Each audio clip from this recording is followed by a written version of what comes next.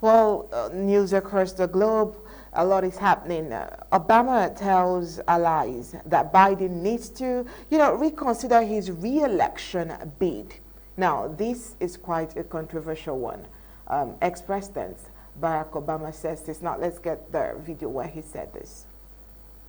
Main event, former President Donald Trump accepting the GOP nomination for the third time. Our Jay O'Brien joins me now. We are in the home stretch, Jay. But I do want to start with Democrats, if that's okay, because we've been talking about this Washington Post reporting. Former President Obama, apparently privately expressing concerns to fellow Democrats about Biden's candidacy.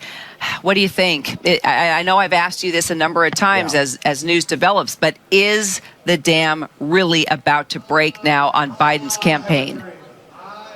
I think that's the interesting question here. So there have been, as we hear a mic check on the stage, by the way, there have been a couple of intervals where we thought maybe the dam had been patched up and then it had been kind of reopened, reignited. One of them was those comments Nancy Pelosi made on Morning Joe. Remember those, where she kind of left the door open for Biden potentially not running again. And then just yesterday, Adam Schiff comes out, says that he doesn't believe Biden should run again. That also kind of reignites this tension in the party after we had thought maybe Biden had put it to rest a little bit. And now this reporting as it relates to not just former President Obama, who's a huge figure in the Democratic Party, but also we know from our Jonathan Karl's reporting, Chuck Schumer, Hakeem Jeffries, also expressing different variations of concern, if not outright doubt, that Biden could win in November in private conversations with Biden. That is what the Washington Post reports that President Obama has privately expressed to allies as well, that he doesn't believe that Biden has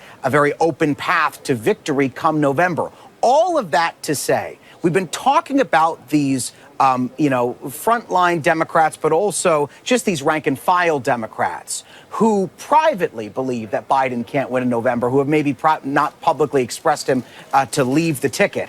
With all of these notables in the party, either reportedly or in some cases publicly, coming out and saying Biden should not be the candidate, it gives air cover for those rank and file Democrats to come out and for the floodgates to open. But even if the floodgates open, A, Biden will be the nominee unless he chooses to step aside, and B, the open question here is, how big of an impact do these party notables have on Joe Biden? Remember, when all this speculation first started percolating, we were thinking, what does Nancy Pelosi think? What does Chuck Schumer think? What does Barack Obama think? These huge luminaries in the party, what do they think? And will they be able to move Joe Biden from that position? Now, as this story has progressed, we're not even certain that they are going to have tons of sway when it comes to Joe Biden. Certainly not much more sway than his family would.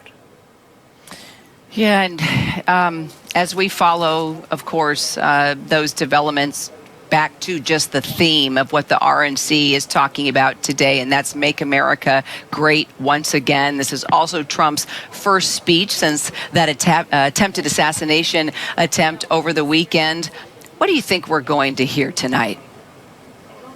Well, Trump has said, he's told our Jonathan Karl, again, some John reporting, that he has rewritten the speech, that he is looking to focus on unity. But what kind of unity, we don't know. And that's frankly a question that goes out pretty much every day on the floor down there. Everyone down there says they want unity, but when you ask them what do they mean when they say unity, some people say, well, we mean unity within the Republican Party, bringing those Nikki Haley moderates back into the fold. Some say we want unity across the entire country. We want, reaching out across the aisle. Obviously, the first one is a little bit more common down there on the floor than the second one. But point being is that's a question that Donald Trump has to confront tonight. He has said he wants to talk about unity. What kind of unity is he talking about, Kira?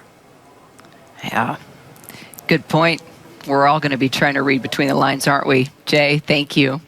Let's continue the conversation now with our Washington Bureau Chief and Political Director, Rick Klein. Rick, let's start with you and with the Washington Post reporting on former President Obama now and these concerns that he apparently has expressed about Biden's candidacy. Let's take that reporting plus this new poll showing 65% of Democrats now say that President Biden should actually step aside. 65%. How much longer, Rick, do you think he can hold on? Yeah, the drumbeat is growing, and I just was texting with a source close to the former president who says that his goal, as always, is to doing what's best for Joe Biden and his legacy, almost speaking in the past tense, although not confirming that he has shared the view that Biden should get out. He has not spoken, I'm told, to Biden in several weeks. But there's no doubt about the way that this has flipped just in the last day or two between top elected officials like Chuck Schumer, Hakeem Jeffries, Nancy Pelosi. They're speaking almost with one voice right now, saying that what's best for the party should be him to step aside. The polling would suggest the same. The question becomes what Biden himself wants to do, because he is the presumptive nominee. The fact that he is now self-isolating in Delaware might give him, frankly, a little bit of a reprieve, because I think there's people that are going to be hesitant to do it while he is ill at all. But I think that this drumbeat will continue. If he does not get out of the race, you're going to start to hear more people through the weekend and into early next week. It has become quite a scene for Democrats, a huge distraction, even as the Republicans have showcased unity here in Milwaukee.